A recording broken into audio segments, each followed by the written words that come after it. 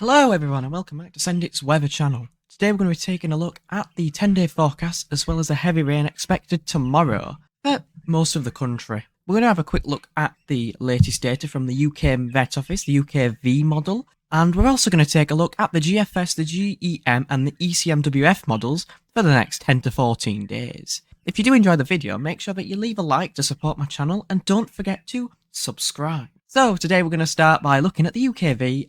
So as some of you will know, as I'm recording this, it is heavy raining outside my house, and it's also raining through most parts of the central England. It has been raining to the southwest, you can see, this is 4 o'clock on Sunday, and showers and long spells of heavy rain have infiltrated the southwest, parts of southern Wales, southern western Wales, so the Tenby area, and also Northern Ireland, Republic of Ireland, and you can see the heavy bouts of rain are ready to push in from the southwest. The winds are sort of in a southwest direction, so the rain's going to follow like this. This band here is going to move up southwesterly, but it will develop more as it heads here. So this UKV chart is underdoing the levels of rain. So as you can see, as we move through Sunday, areas of heavy rain, could even be a mix of thunder, are moving further northwards, and areas in the southwest are still getting battered by extremely heavy rainfall. I would not be surprised if you see 10-20 millimeters per hour rainfall. I'm sure there's warnings in place. As you can see, though, it does fade out as it moves further northwards. However, in the southern areas, rain stays around. So the Bristol area, southern Wales, into parts of southern England is just going to get battered by rain, really. So prepare for that if you're travelling overnight on Sunday into Monday. As we go through Monday, the areas of rain do move further eastwards, southeast, so London area, and like a massive stretch of area there is going to get rained on.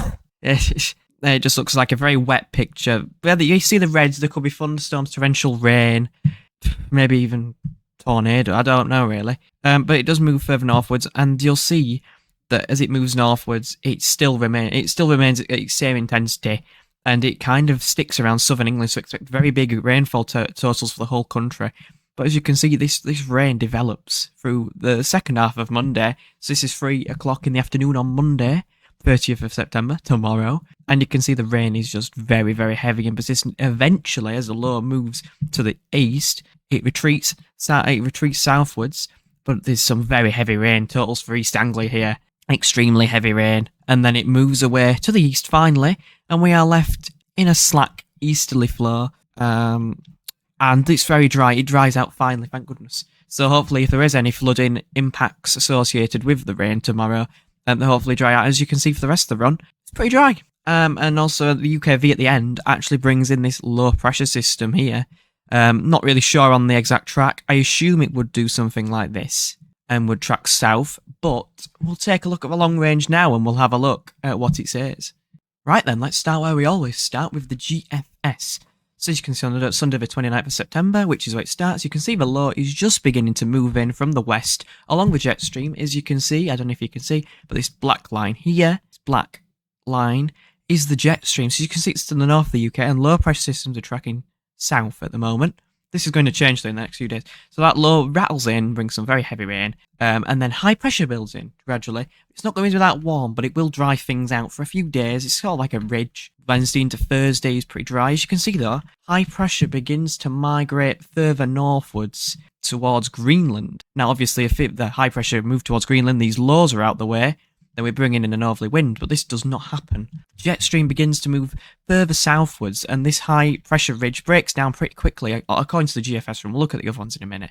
It breaks down pretty quickly, and this low sits over the top. It's kind of, the jet stream is here, this black line is here, and this low is attached to it, this low pressure here is attached to it, and it's kind of stuck in the middle, so it brings heavy bouts of rain to Scotland pretty much. Pretty much just Scotland. It does develop quite heavily, so there could be some strong winds associated with that, especially for Northern England and Scotland, and this kind of sits around the country. But eventually, so we're bringing in sort of like a westerly flow here. It does go into a southwesterly around Friday the 4th, and then it eventually moves into more of a westerly southwesterly. However, the low eventually moves away as the jet stream dips further southwards, and this low pressure is carried towards Scandinavia.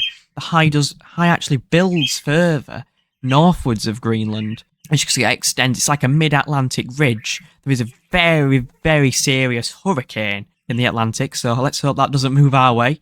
We'll have to keep an eye on that, but it doesn't look like it will. But as you can see, the winds start to change direction. This low dives southwards on the southerly tracking jet stream. We are on the cold side of the jet, and by Thursday, the 10th of October, we are bringing in some pretty cool northerly winds for the time of year. As you can see here on the temperatures, the -5 is beginning to migrate into Scotland. The northerlies continue, and the -5 line moves to northern England.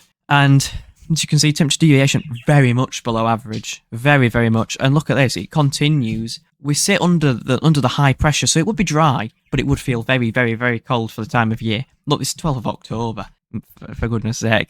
The cooler temperatures eventually do retreat away, and the high just sticks around the country, but it actually gets further northwards into Greenland, and then eventually the high breaks apart, and the ridge falls, the ridge collapses. We're under some high pressure, so it will be very dry, which is probably a relief to some people. It will be dry, but very cold. And as the ridge breaks down, the low pressures are allowed to track back in along the jet stream. Whoops, I don't know what I did there. The low pressures can track along the jet stream again, and we're back into a westerly flow. So, on that run, we are pretty cool. It is on the bottom end of the scale, but I'll show you the other run anyway. This is the GEM. This is the Canadian model. So we'll do that there. And as you can see now, we'll do this again. So that low zips through eastwards. We're left with the remnants. So on Tuesday, it's going to be a little bit wet in the southeast as it hangs on. Wednesday's pretty dry. Thursday's pretty dry. Under a ridge, high pressure. Friday also is pretty dry, so this high takes longer to break apart. As you can see, the low rattles in, and it's pretty intense, and it's stuck to the west of the country with this jet stream holding it in place. But as again, the heights rise towards Greenland, and this low just kind of sits around the country. It doesn't zip eastwards or zip towards Scandinavia because the jet stream's not dipped as far south as Spain, for example. So this would bring a lot of rain to the UK if it was stuck there for a long time. And you can see the temps are slightly below average, but it would not feel great. It would not be great. As you can see, though, the easterlies and the northerlies are going this way, so they're actually going into the Atlantic Ocean. So they're really cool in the Atlantic and not here in this scenario. You can see cooler temperatures in the Atlantic. So this one is still be a little bit below average, but it would be more mixed. And if we look at the ECMWF, finally, oops, that's a spoiler. Then you can see that low rattles to the east. The high pressure builds in. The next low pressure system is waiting in the wings to move in. We actually bring in a bit of a southerly before then, so that would bring in some mild temperatures beforehand. So a little bit above average. The low kind of just sinks southwards because the jet stream dips further south.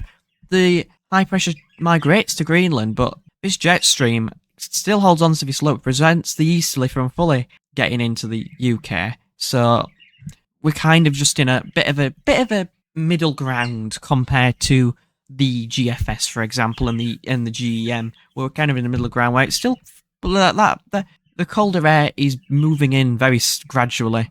You would expect something like this, so that -5 line would probably move into more of Scotland and Northern England.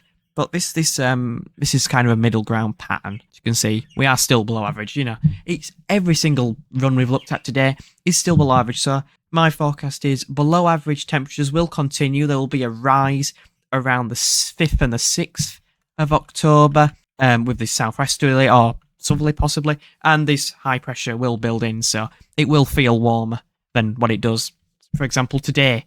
But then after that, things could turn cooler, maybe colder in the north with some wintry showers over the mountains, possibly to lower levels, but that's too far away. If we get something like the GFS, there definitely would be a possibility of wintry showers in northern England along the east coast. That's where you get showers when it's northerly winds. Either way, though, it doesn't look great. So if you want a warm October, you might have to wait a bit longer. But anyway, cheers all for watching. I'm sorry this has been a bit of a long video and a bit of a off-tangent video. But yeah, and let me know how the new microphone is, because this is a brand new one. I've only just set it up. So thank you all for watching. Send it to Weather Channel, and I'll see you in the next one.